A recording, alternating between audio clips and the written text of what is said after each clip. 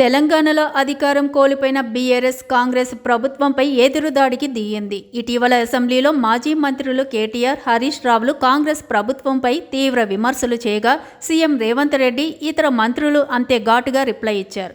ఎన్నికల ముందు కూడా బీఆర్ఎస్ కాంగ్రెస్ మధ్య ట్విట్టర్ వార్ నడవగా తాజాగా మాజీ మంత్రి కేటీఆర్ చేసిన ఓ ట్వీట్ రెండు పార్టీల మధ్య మాటల యుద్ధానికి దారితీసింది. కేటీఆర్ చేసిన ట్వీట్పై కర్ణాటక సీఎం సిద్ధరామయ్య ఫైర్ అయ్యారు.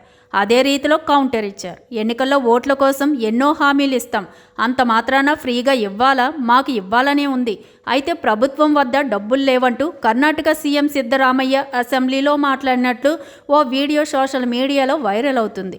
ఆ వీడియోను ట్విట్టర్లో షేర్ చేసిన కేటీఆర్, ఎన్నికల్లో ఇచ్చిన వాగ్దానాలు నెరవేర్చడానికి డబ్బులు లేవని సిద్ధరామయ్య అంటున్నారు. అలా హామీలు ఇచ్చే ముందు ఆలోచన, ప్రణాళికలు చేయరా? తెలంగాణ భవిష్యత్తు కూడా ఇలాగే ఉంటుందా అని కేటీఆర్ ప్రశ్నించారు.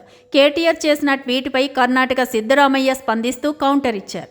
కేటీఆర్కు ఏది నిజమో ఏది అబద్ధమో తెలియదు, అందుకే ఆ పార్టీ ఎన్నికల్లో ఓడిపోయిందని దుయ్యబట్టారు. బీజేపీ ఎడిట్ చేసిన వీడియోలను షేర్ చేస్తున్నారని మండిపడ్డారు.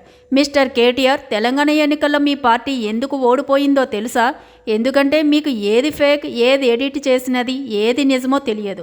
బీజేపీ క్రియేట్ చేసిన ఫేక్ వీడియోలను సర్క్యులేట్ చేస్తున్నారు. మీది బీజేపీకి పర్ఫెక్ట్ బీ టీమ్ అని సిద్ధరామయ్య కౌంటర్ ఇచ్చారు. కాగా అసెంబ్లీ ఎన్నికల ముందు ఫాక్స్కాన్ కంపెనీ బెంగళూరు తరలిపోతుందనే ప్రచారం జరిగింది. ఆ కంపెనీ ప్రతినిధికి కర్ణాటక డిప్యూటీ సీఎం డీకే శివకుమార్ లేఖ రాశారంటూ ఓ ఫేక్ లెటర్ సోషల్ మీడియాలో చక్కర్లు కొట్టింది.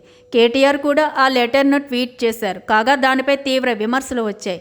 అది ఫేక్ లెటర్ అని తేల్చారు. తాజాగా కర్ణాటక సీఎంకు సంబంధించిన వీడియోను కేటీఆర్ పోస్ట్ చేయగా ఫేక్ న్యూస్లను సర్క్యులేట్ చేస్తున్నారని నెటిజన్లు మండిపడుతున్నారు.